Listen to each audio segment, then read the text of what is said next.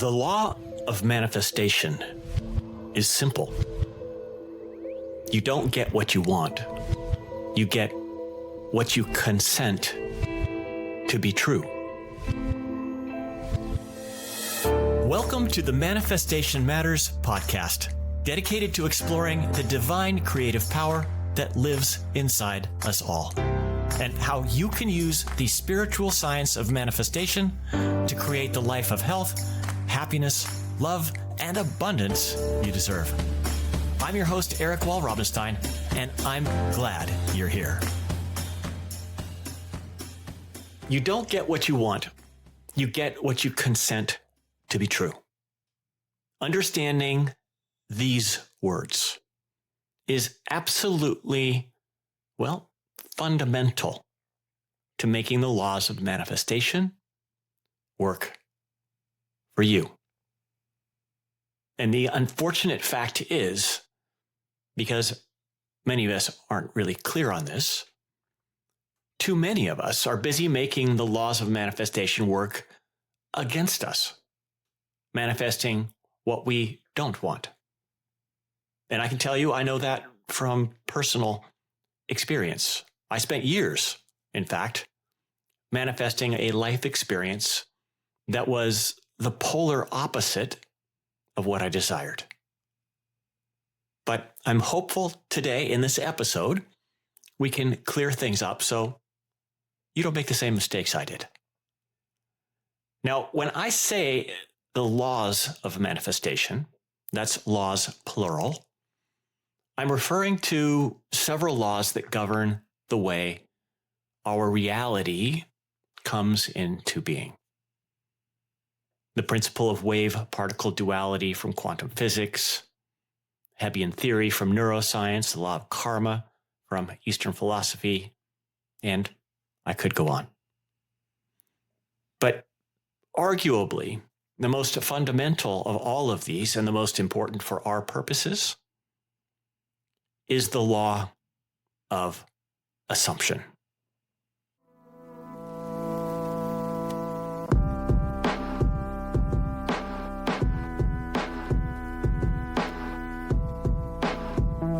You may remember in our last episode 2, in case you want to go back and give it a listen, we spoke about the need to forget who we are.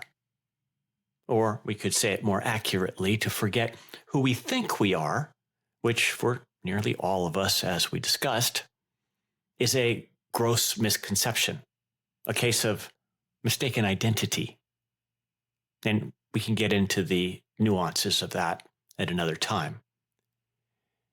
But the reason that this is so critical is that it's only when we're able to forget who we think we are, and I'm talking about the human personality you take yourself to be, with its gender and its age and its abilities and its limitations. When we can leave that aside, even for just a bit, we're opening the door to connecting with who we really are. And of course, it's here that I'm talking about consciousness, or the sense of I am. That I am that is free of limitations, and in fact, that is the divine creative force that is behind all that is created.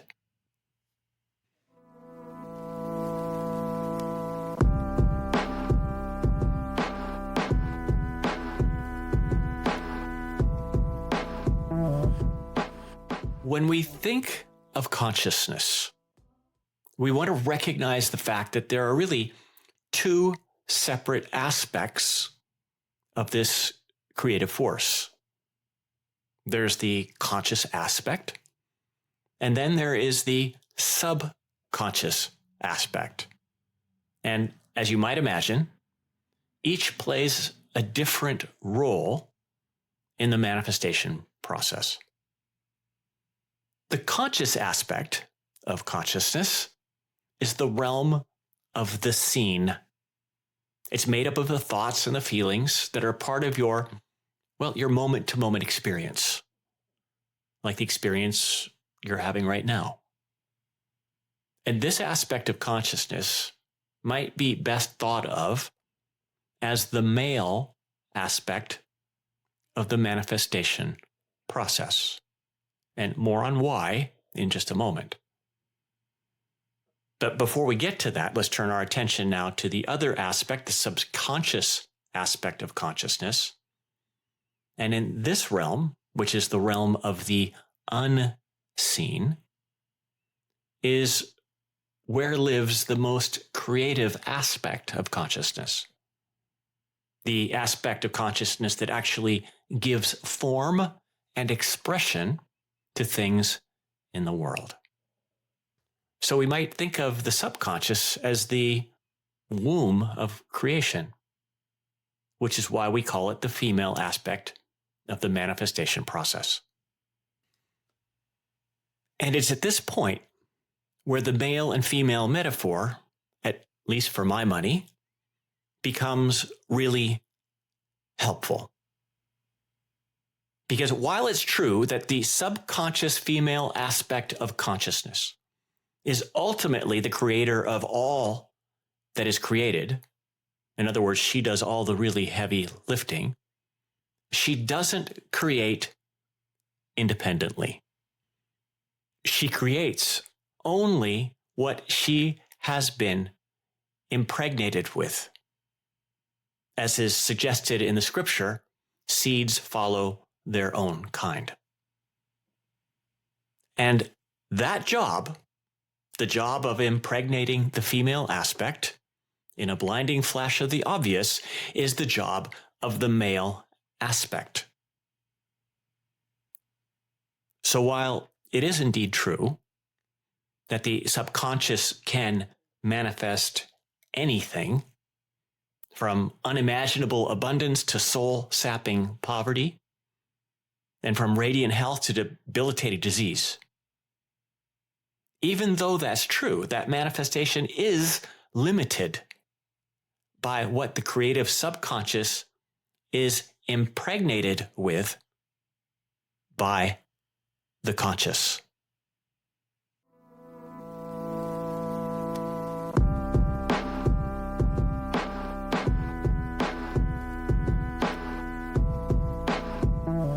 Before we go any further, please understand that this metaphor involving the male and the female aspects of consciousness has absolutely nothing to do with your gender or my gender or anyone's pronouns, whatever they may be. And that's because both aspects, the male and the female, are alive and well within all of us. So don't let the metaphor put you off. The reason that I offer it is only because the mechanics of sexual procreation are relatable to us all, and it seems to be able to provide a fairly clear window into the underlying mechanics of manifestation for most people. With that said, and not wanting to turn this into an 8th grade sex education class, we still have to ask the question, how does the male aspect of consciousness impregnate the female aspect of consciousness, or the subconscious, in a way that directs the shape of the manifestation to come? And quite simply, it is by the male aspect feeding the female aspect with thoughts and feelings. And as a side note, of those two, the feelings are far more important than the thoughts, a fact that features, prominently in Neville Goddard's seminal work, The Feeling is the Secret. You see, what we need to realize is that the subconscious, again, that's the female aspect, it does not originate ideas. It is simply not in its nature to do so. Rather, it accepts as true those thoughts and those feelings and those ideas that the conscious or male aspect of consciousness impresses upon it. And this means that the subconscious, is not selective. It is impersonal. And as it's said in Scripture, it is no respecter of persons. That means that the subconscious is not concerned with what is real or what is true. It's not concerned with who is asking or about your background or your qualifications or your worthiness. And perhaps most importantly for our purposes, it's not concerned with so-called reality or what is in this moment. It always accepts as true that which is impressed upon it, that which the male aspect feels to be true. And what is impressed upon it must be expressed.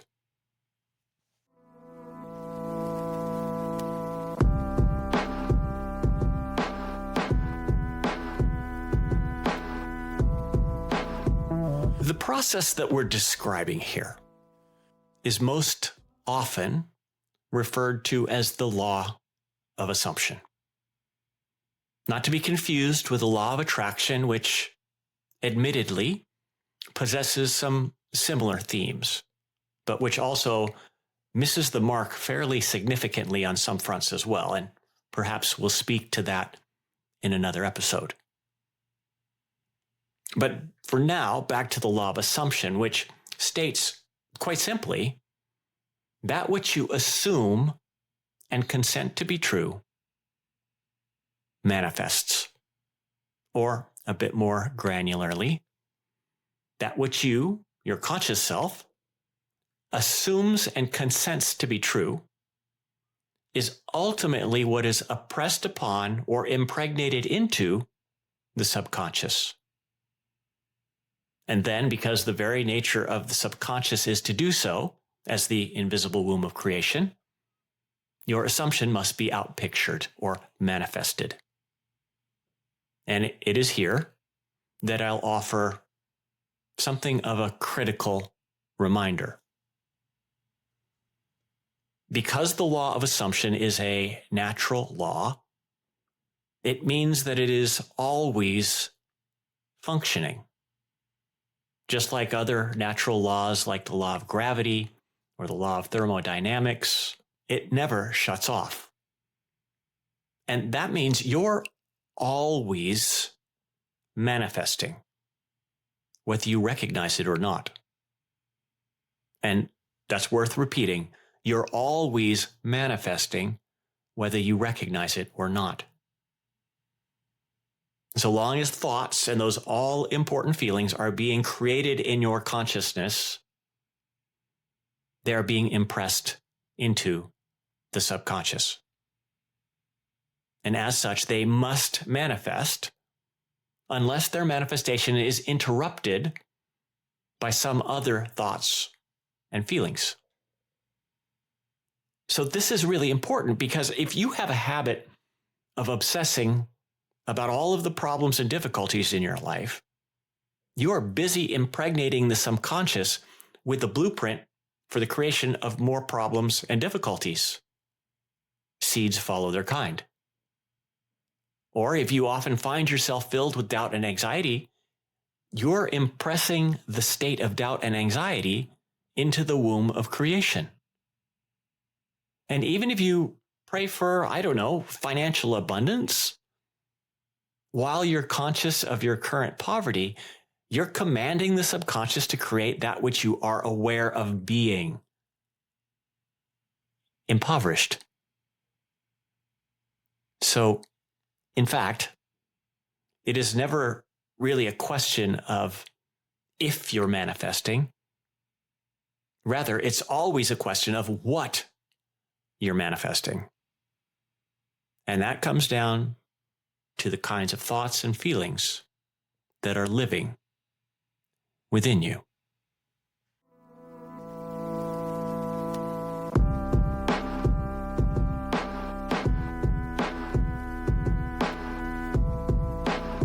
Hopefully, by now it's obvious that if you're truly interested in manifesting what you want in life, there is virtually nothing that is more important than controlling consciousness.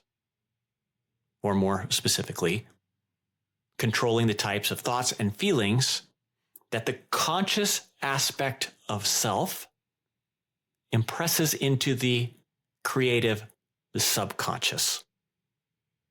And believe me when I say, I understand that that can be a tall order.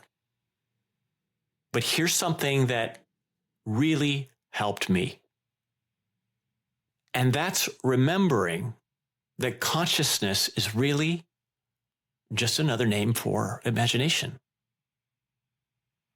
And we all have the ability to control imagination. I mean, we do it all the time. Right now, you could imagine yourself to be rich and famous, surrounded by adoring fans as you walk the red carpet. Just as easily, you could imagine yourself to be slimmer or healthier, stronger, happier.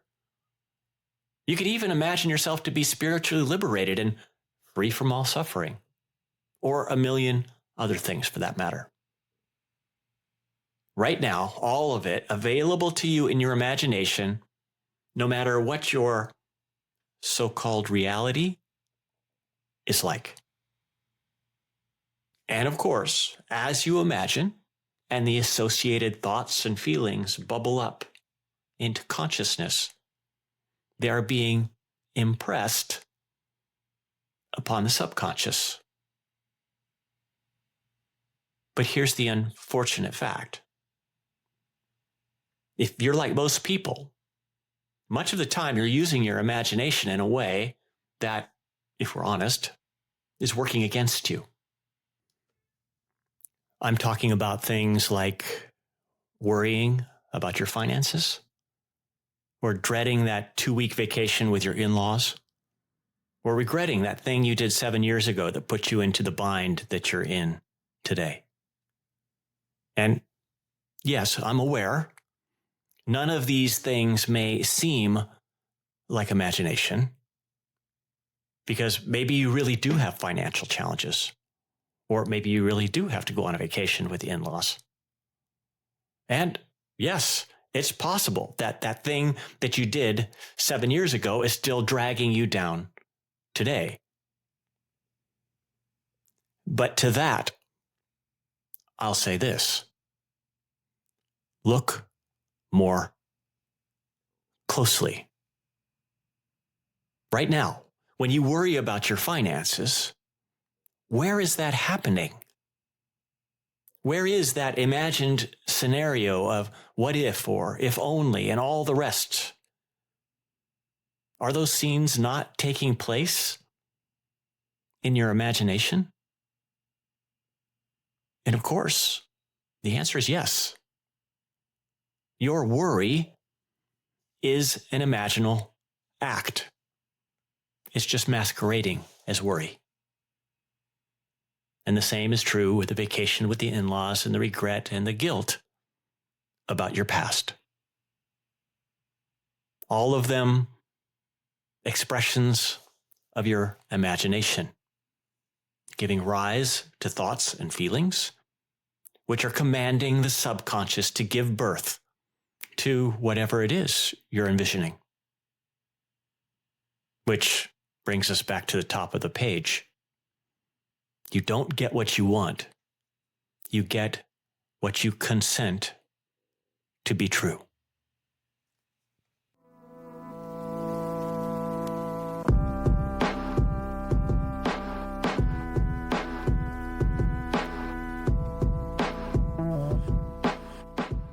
We need to remember the subconscious, the creator, is no respecter of persons. It is impersonal, it is non-selective, and it doesn't give a hoot whether what it creates is helpful or unhelpful, good or bad, or based on truth or some irrational fear that you inherited from your drunk great uncle. It's like a 3D printer, churning out reality precisely in accordance with the instructions it is given. And it never turns off.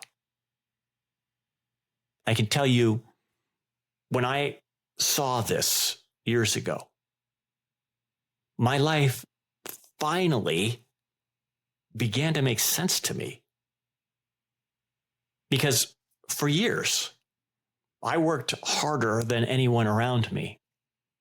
I put out better products and better programs. The customer service that my team and I delivered was heads and shoulders above anyone else's. And yet, we struggled. And nothing about it made any kind of sense in a conventional way. And that is until I started looking at things through the lens of the law of assumption. You see, what wasn't evident, at least from the outside, was how right in the middle of all of the hard work and the better programs and the amazing service, just under the surface, was a constant mental parade of doubts. Will this ever work? Of fears. Am I even worthy of success? Stories. Maybe it's just not in the cards for me. Every single one, a detailed instruction impressed into the creative subconscious. So as my physical self exhausted itself trying to create something amazing in the world, my mental self was busy doing everything it could to keep it small and marginally successful. And I didn't even realize it. It turns out what all the scriptures say is true. I am, in fact, a powerful creator. It was just that I was unwittingly using my power to create what I didn't want. And this brings us to a really important point. All the physical effort in the world cannot even begin to compete with the creative power of your subconscious. As Neville reminds us in The Art of Prayer, when belief and will are in conflict, belief invariably wins.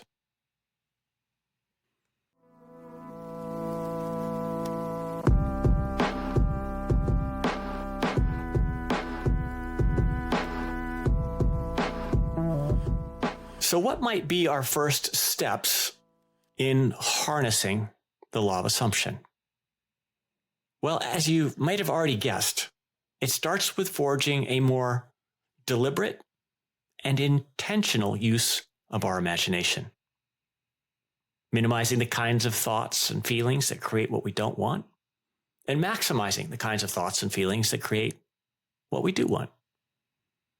And to help you get started, the worksheet for this episode will help you to create a greater awareness about your use of imagination so you can get it all on the right track.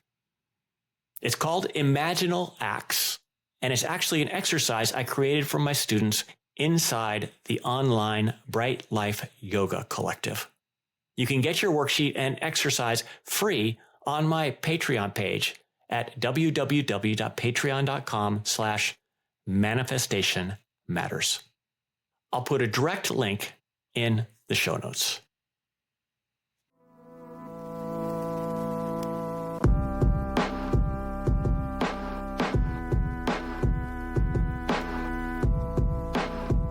So as we close out for today, the invitation becomes this: to become ever more interested in the ways in which you've come to use your imagination, to notice how often you may be imagining worrisome outcomes or unwanted scenarios, to notice how easily imagination spins scenes of limitation or lack, and to watch as imagination creates whole stories that breathe life into exactly what you don't want to experience. And then do two things. First, ask the question, how is this serving me? I mean, forget manifestation and the law of assumption for a moment. Ask, how is this serving your well-being and your happiness now? And then second, look to your lived experience out here in the three-dimensional world and consider, is there an apparent connection between the kinds of scenes imagination creates and the way your life has been unfolding? Be lighthearted and curious as you look, but if you're honest, I think you'll find what I did. That in many ways, you've been powerfully manifesting all along.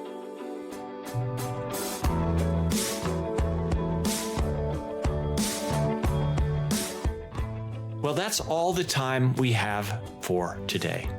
And I hope our exploration has opened your eyes to the power that your imagination truly does hold for you. And of course, the magic it can bring into your life. As always, thanks for listening, and a huge thank you to all of my patrons whose support makes this podcast possible. And don't forget to grab your free Imaginal Acts worksheet, courtesy of the Bright Life Yoga Collective, over on my Patreon page. Because it really is true, it is only by acting upon these teachings that we will be able to invite the manifestation of our deepest desires into our lives. And lastly, a little favor. Anything you can do to help spread the word about the podcast would be, well, appreciated more than you know. Share it with friends, post an honest review, or give it a thumbs up if you're listening over on YouTube. It all helps to spread these powerful teachings and make the world a kinder and happier place. Thanks again, and I'll see you next time.